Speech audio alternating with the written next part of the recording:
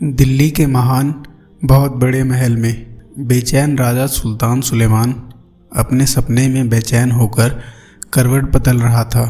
उसे अपनी ताकत, पैसे और दौलत, शोहरत पर दिन रात घमंड रहता था, लेकिन उसके दिल में एक अजीब सा खालीपन रहता था। रात के गहन सन्नाटे में जब सारा नगर गहरी नींद में था, राजा को एक अजीब सा ख्वाब आया। जब पूरा नगर नींद की चपेट में था, तब राजा ने एक अजीब सा ख्वाब देखा। तेज रोशनी के बीच एक दरवेश हाजिर हुआ। उन्होंने सादे कपड़े पहने हुए थे, लेकिन उनके शख्सियत में एक अजीब सी चमक थी। दरवेश ने राजा को संबोधित करते हुए कहा, हे राजा, क्या तुमने कभी सोचा है कि तुम्हारे दिल पर उपद्रवियों ने शासन किया है? राजा, जो नींद में भी अपने स्वाभिमान और प्रेम को नहीं भूला था, गर्व से बोला, मैं दुनिया का सबसे ताकतवर इंसान हूँ, मेरे पास सब कुछ है, फिर ये बेचैनी कैसे हो सकती है? दरवेश ने मुस्कुराते हुए कहा, राजतंत्र और सत्ता मनुष्य को शांति नहीं दे सकते। असली सुख और शांति उसी समय मिलती है जब कोई दूसरे व्यक्ति की सेवा करता है। जागो और अपना दिल बदलो। यदि तुमने ऐसा नहीं किया तो तुम्हारा राज्य भी तुम्हें बचा न सकेगा। राजा दहाड़ मारकर उठा। उसका पूरा शरीर पसीने से भीग गया था। उसकी आंखों के सामने का दृश्य घूम रहा था। वो अपनी दिल की गति धीमी करके सोचने लगा कि ये सपना महज एक ख्याल था या एक संदेश था। अगली सुबह राजा ने राज्य के सबसे छोटे मंत्री हकीम बीरबल को बुलाया और सपने का जिक्र किया। हकीम ध्यान से सपना सुनने लगा और कहा, यह कोई साधारण सपना नहीं है, यह एक संदेश है। शायद आपको इस पे अमल करना होगा, लेकिन पहला कदम यह है कि आप खुद ये पता लगाने का प्रयास करें कि असली खुशी कहाँ छिपी है। लेकिन क्या वो एक सामान्य व्यक्ति की तरह रह सकता है? ये सवाल राजा के मन में घूमने लगा और एक नई यात्रा शुरू होने ही वाली थी।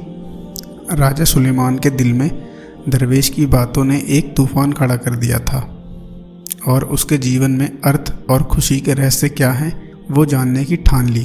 अगली सुबह उसने दरबारियों को अपने शाही शासन पर बुलाया। जब उन्होंने घोषणा की तो लोगों को आश्चर्य हुआ। उसने कहा, मैंने एक सपना देखा है। आज से राज्य में छुपे हुए खुशी के स्रोत को खोजने के लिए मैं खुद ही बाहर चला जाऊंगा। जो सत्य होगा वही मेरा रास्ता बनेगा। दरबार में सन्नाटा छा गया। मंत्री, सरदार और सेनापति राजा की इस बात पे आश्चर्यचकित थे। जो हमेशा सत्ता के नशे में चूर रहता था, आज वो ऐसी बातें क्यों कर रहे थे? लेकिन राजा ने उन सभी को नज़रअंदाज कर दिया। उसने अपनी बात पर अमल करने का संकल्प लिया। राजा ने अपने बहुमूल्य वस्त्र उतार दिए और साधारण कपड़े पहने और कुछ दिनों के लिए अपनी गद्दी छोड़ दी और एक आम आदमी की तरह यात्रा करने का फैसला किया। वो चाहते थे कि लोग उनके जीवन को जिए और उनकी समस्या को जाने। पहले दिन राजा दिल्ली के बाज़ारों में घूमता रहा। वहाँ उन्होंने हर तरह के लोगों को देखा। कुछ समृद्ध हैं, कुछ गरीब हैं, कुछ व्यस्त हैं और कुछ दुखी हैं। एक स्थान पर उनकी नज़र एक युवक पर पड़ी जो जूते बना रहा था। उसके चेहरे पर पसीने की बूंदें थी, लेकिन आंखों में एक अजीब सी चमक थी। राजा ने पूछा, हे युवा, तुम अपनी ज़िंदगी से खुश नज़र आ रहे हो, लेकिन तुम्हारे पास तो कोई धन नहीं है, कारण क्या है? लड़के ने मुस्कुराते हुए उत्तर दिया, खुशी ये है कि मैं अपना परिवार अपनी मेहनत से चलाता हूँ। पैसे और शोहरत की मुझे ज़रूरत नहीं है। अगर इंसान के दिल में खुशी है तो यही सबसे बड़ी खुशी है। राजा को आश्चर्य हुआ। उन्होंने उसकी बातें सुनी। इसी तरह दिन भर वो अलग लोगों से मुलाकात करता रहा और एक गरीब विधवा जो अपनी सिलाई का काम खुद कर रही थी, वो अपने बच्चों का भरण पोषण कर रही थी। एक कंगाल जो हर समय भगवान का शुक्रिया अदा करते थे और एक किसान जो दिन रात मेहनत करने के बावजूद भी खुश था। सबकी कहानी में दरवेश के शब्द प्रतिबंधित थे। रात में राजा एक मस्जिद के पास बैठा था। वहाँ एक बूढ़ा आदमी था। उसने राजा को अपने साथ भोजन करने के लिए बुलाया। बूढ़े ने कहा, ए मुसाफिर, जो कुछ है सब खुदा का दिया हुआ है। खाना अच्छा ना हो तो भी मन में शुक्र अदा करना चाहिए। राजा को एहसास हुआ कि इन लोगों के पास कोई पैसे नहीं हैं, लेकिन उनके दिल शांति और सब्र से भरे हुए हैं। वो सोचने लगा कि क्या मैं अपने महल में रहकर इन शांति को पा सकता हूँ? मैं अपनी बेचैनी खत्म कर सकता हूँ? ये सवाल राजा के दिलो दिमाग में घूमता रहा और उसने फैसला किया कि अगले दिन दरवेश के निर्देश पर आगे विचार करेंगे। रात के अंधेरे में राजा सुलेमान एक मुसाफिर की तरह ज़मीन पर लेट गया, लेकिन उसका दिल शांत नहीं था। उसको अपनी बेचैनी का समाधान पहले से ही पता था, लेकिन यह व्यवहारिक था। वो समझने को इनकार करता था, वो समझने को बेकरार था। दरवेश के शब्दों से उसके दिल पर छाप पड़ गई थी और अब वो सपने में दरवेश को ढूंढना चाहता था। अगली सुबह राजा दूर के एक गांव में गया जहां लोग पाठ कर रहे थे। उसने अपनी सवारी चुनी, साथ ही इसे एक आम इंसान की तरह रखा ताकि कोई भी इसे पहचान न सके। रास्ते में वो एक पुल पर रुका जहां कुछ किसान पानी के बर्तन भर रहे थे। किसानों के चेहरे पर कड़ी मेहनत के निशान थे, लेकिन उनकी बातों में दरवेश की तलाश में एक अद्भुत संतुष्टि झलक रही थी जो लोगों को शांति और सुख का रहस्य सिखाता है। किसान ने मुस्कुराते हुए कहा, शांति हमारी कड़ी मेहनत और एक दूसरे के साथ में है। यदि आप किसी दरवेश की तलाश में हैं तो गांव के बुजुर्गों से पूछें, हो सकता है वो तुम्हें रास्ता बता दें। यदि तुम किसी छत की तलाश में हो तो गांव के बुजुर्गों से पूछो, शायद वो तुम्हें रास्ता बता दें। राजा ने उसे धन्यवाद दिया और अपनी यात्रा पर चल गया। दिन निकलते ही वो गांव पहुंच गया। वहां के माहौल में एक अजीब सा सुकून था और वहां छोटे छोटे बगीचे थे जहां बच्चे खेल रहे थे। गांव के बीच एक पुरानी मस्जिद थी जिसमें एक बड़ा आदमी चबूतरे पर बैठा हुआ था। राजा ने उसको सलाम किया और कहा, ऐ बुजुर्ग, मैं एक ऐसे दरवेश की तलाश में हूँ जो लोगों को सच्चे सुख का मार्ग दिखा सके। क्या आप जानते हैं कि वो कहाँ पाया जा सकता है? बूढ़े ने आंखें खोली और मुस्कुराते हुए कहा, आप सबसे पहले अपने दिल की गहराइयों में एक नज़र देख लो। देखो, अगर आपका इरादा नेक है तो इसे ढूंढने में ज़्यादा समय नहीं लगेगा। राजा ने उसे धन्यवाद दिया और आगे की यात्रा का इरादा किया। अगले दिन उसे एक पहाड़ी इलाके के बारे में पता चला जहां दरवेश रहते थे। वो बिना समय बर्बाद किए चला गया। पहाड़ों की तलहटी में एक छोटा सा गांव था जहां से आगे का रास्ता केवल पैदल ही तय किया जा सकता था। राजा ने अपनी सवारी वहीं छोड़ दी और ऊंचे रास्तों पर चलने लगा। दोपहर के समय वो एक घने जंगल में पहुंच गया जहां पेड़ों की शाखाओं ने सूरज की रोशनी को रोक रखा था। वहां उसने एक झरने के किनारे एक दरवेश को बैठा देखा। वो साधारण कपड़े पहनकर आंखें बंद करके कुछ पढ़ रहा था। राजा धीमे कदमों से उसके पास आए। दरवेश ने अपनी आंखें खोली और मुस्कुराते हुए राजा की ओर देखा तो कहा, तुम यहाँ कैसे आए? इस यात्री ने धीरे से पूछा। राजा ने बड़े अधिकार के साथ उत्तर दिया, मैंने एक सपना देखा था जिसमें उसने मुझसे कहा था कि सच्चा सुख राज तत्व में नहीं बल्कि दास तत्व में है। मैं अपनी बेचैनी का इलाज ढूंढने आया हूँ। और तब राजा से कहा जाता है कि सच्ची खुशी स्वयं के दायरे से बाहर दूसरों के लिए जीने में है। अगर आप लोगों के लिए अपना दिल नरम करते हैं और उनकी ज़रूरतों को पूरा करते हैं तो खुदा तुम्हें सुकून देगा। राजा ने दरवेश की बातें ध्यान से सुनी और उसी वक्त वो आश्वस्त हो गया कि उसे अपने राज्य में बदलाव करना होगा। दरवेश ने उससे प्रार्थना की और उसे सलाह दी कि वो वापस जाए और अपनी प्रजा की सेवा करे। राजा ने उसे दिल से शुक्रिया कहा और राजा सुलेमान ने दरवेश से मिलकर वापस लौटने का फैसला लिया। वो अपने राज्य लौट आया। उसका दिल परिवर्तन हो गया। महल की चमक दमक जो उसके दिल को सुकून देता था अब भारी लग रहा था। उसके दिमाग में दरवेश की बातें गूंज रही थी।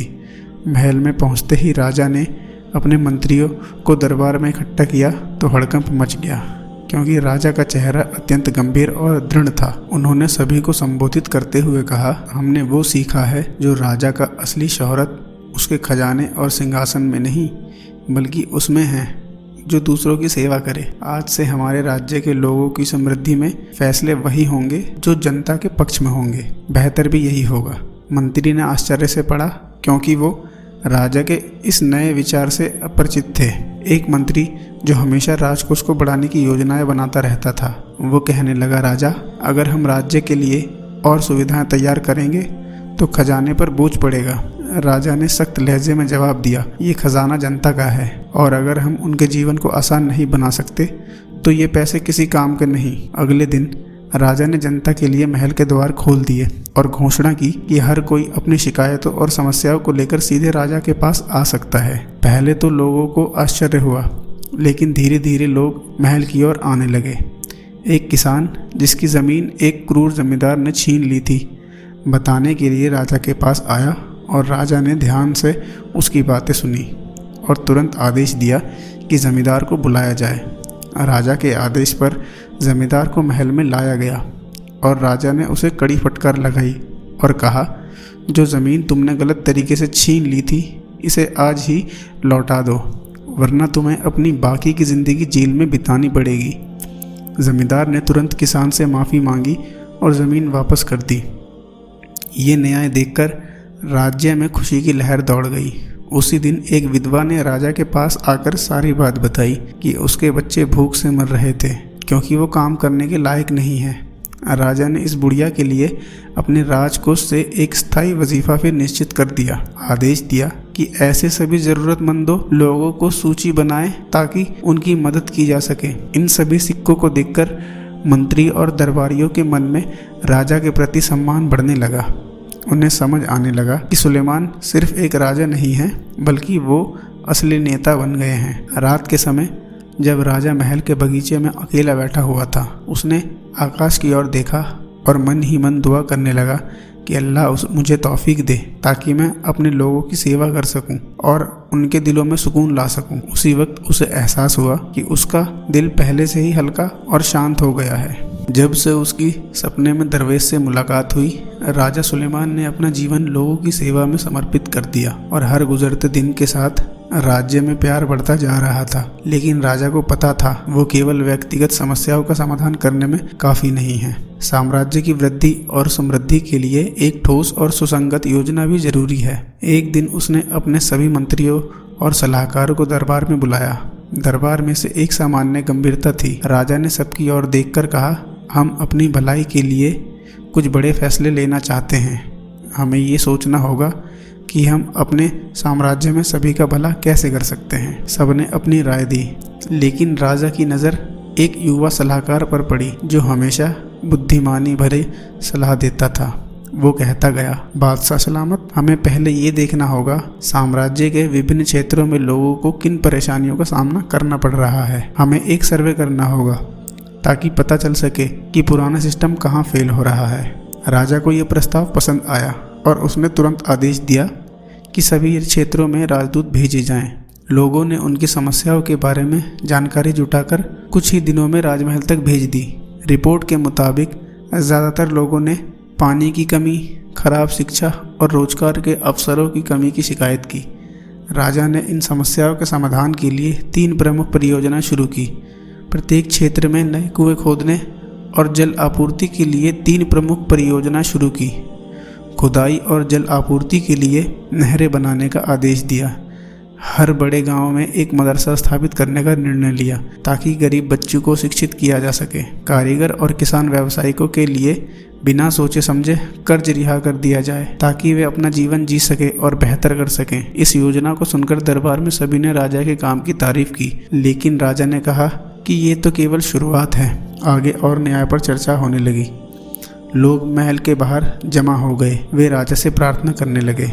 एक दिन जब राजा खुद एक गांव से उसका मुआयना करने गया था तो एक बड़ा किसान उसके पास आया और कहा, राजा, आपने हमारे लिए जो किया है उनको शब्दों में बताया नहीं जा सकता। मेरा एक अनुरोध है। राजा मुस्कुराया। बोलो बाबा, हम सुन रहे हैं। किसान राजा के सामने खुले हाथ रखता है। एक खाली मिट्टी का कटोरा पेश करते हुए कहा, इस कटोरे ने ये कहा और इस कटोरे ने ये कहा। ये इस बात का संकेत है कि हमारी प्यास बुझ गई है। ये कटोरा उसके राज्य का है, किसी भी खजाने से ज़्यादा कीमती, क्योंकि ये हमारी प्रार्थनाओं से है। ये सुनकर राजा का मन भर जाता है। राजा की आंखों में आंसू आ जाते हैं। वो कटोरा ले आया और बड़ी श्रद्धा से सामने रख दिया और बोला, बाबा, ये कटोरा हमारे लिए दुनिया का सबसे बड़ा खजाना है। राजा को एहसास हुआ कि असली खुशी अपनी प्रजा का दिल जीतने में है। तख्त और ताज में नहीं, राजा को अब दरवेश की प्रतिभा का पाठ पूरी तरह से समझ में आ गया था। सुलेमान के साम्राज्य में शांति और समृद्धि का दौर था। लोग खुश थे, बच्चे शिक्षा प्राप्त कर रहे थे, किसान खुशी खुशी अपनी ज़मीन पर काम कर रहे थे, व्यापारी बाज़ारों में अच्छा मुनाफा कमा रहे थे। राजा का नाम न्याय और उदारता का प्रतीक बन गया था। एक दिन महल के बगीचे में बैठे हुए राजा को अचानक एक दरवेश की याद आई कि सपने में कौन आया और उन्हें जीवन का सबसे महत्वपूर्ण पाठ पढ़ा दिया गया। सुलेमान ने सोचा, क्या वो दरवेश सचमुच में अस्तित्व में था? क्या इस सपने में कोई और गहराई थी? उसी दिन राजा ने घोषणा की कि वो दरवेश की तलाश में निकलेगा। मंत्री, सलाहकार और सैनिक सभी आश्चर्यचकित रह गए। उन्होंने कहा कि बादशाह सलामत, आपका सपना सिर्फ एक आध्यात्मिक संदेश था। इस दरवेश को खोजने की कोई ज़रूरत नहीं है। लेकिन राजा ने मुस्कुराकर जवाब दिया, शायद ये सिर्फ एक सपना न था। लेकिन राजा ने मुस्कुराकर जवाब दिया, शायद ये सिर्फ एक सपना था, लेकिन वो दरवेश मेरा गुरु था। मैं उनसे दोबारा मिलना चाहता हूँ और उसे धन्यवाद देना चाहता हूँ। राजा ने साधारण वस्त्र पहने और कुछ वफादार साथियों के साथ उसकी खोज में लग गए। वे एक शहर से दूसरे शहर, एक गांव से दूसरे गांव जाते रहे। वे हर जगह दरवेश के बारे में पूछते थे, लेकिन उसे कोई नहीं जानता था। यात्रा कई महीनों तक चली। राजा भी एक दूर घाटी पहुंच गया, जहां एक छोटी सी झोपड़ी थी। झोपड़ी के बाहर एक कमज़ोर दरवेश ज़मीन पर बैठकर पढ़ रहा था। राजा ने उसे पहचान लिया। ये वही व्यक्ति था जिसने सपने में उसे सलाह दी थी। राजा के कदम खुद ही उसकी ओर बढ़ने लगे। दरवेश ने अपनी आंखें खोली और मुस्कुराया और बोला, तो आखिरकार तुम आ ही गए सुलेमान, मैं आपका इंतज़ार कर रहा था। राजा को आश्चर्य हुआ, आप मेरा नाम जानते हैं और तुम्हें पता था कि मैं आऊँगा? दरवेश ने गहरी सांस ली और कहा, जो सपना तुमने देखा था वो आपके दिल की सच्चाई थी। आप सदैव एक अच्छे राजा बनना चाहते थे, लेकिन सांसारिक शोहरत ने तुम्हें अंधा कर दिया था। वो सपना आपके दिल की आवाज़ थी और मैं ही उस आवाज़ का स्रोत हूँ। राजा ने कहा, मुझे आपको धन्यवाद कहना है, तुमने मेरी ज़िंदगी बदल दी। दरवेश ने मुस्कुराते हुए कहा, खुदा का शुक्र है जिसने तुम्हें ये मौका दिया। मैं तो सिर्फ एक कतरा हूँ, असली रोशनी तो तुम्हारे दिल के भीतर है। अब जाओ और अपने धर्म की सेवा करते रहो, यही असली काम है। राजा ने झुककर दरवेश को सलाम किया और वापस अपने राज्य लौट आए। उस दिन से सुलेमान अपने राज्य में और भी अधिक सेवा और न्याय करने लगे। लोगों की खुशी ही उनकी पूंजी बन गई और उनका नाम इतिहास में एक ऐसे राजा के रूप में दर्ज हो गया जिसने उनके सपने को हकीकत में बदल दिया। ये कहानी हमें सिखाती है कि सच्ची खुशी दूसरों की सेवा करने में ही है और एक अच्छा इंसान यही करता है जो अपनी ताकत दूसरों के लिए अच्छे काम में इस्तेमाल करता है। अगर आपको ये कहानी पसंद आई तो इसे ज़रूर कमेंट करें, लाइक करें, शेयर करें और चैनल को सब्सक्राइब करना ना भूलें।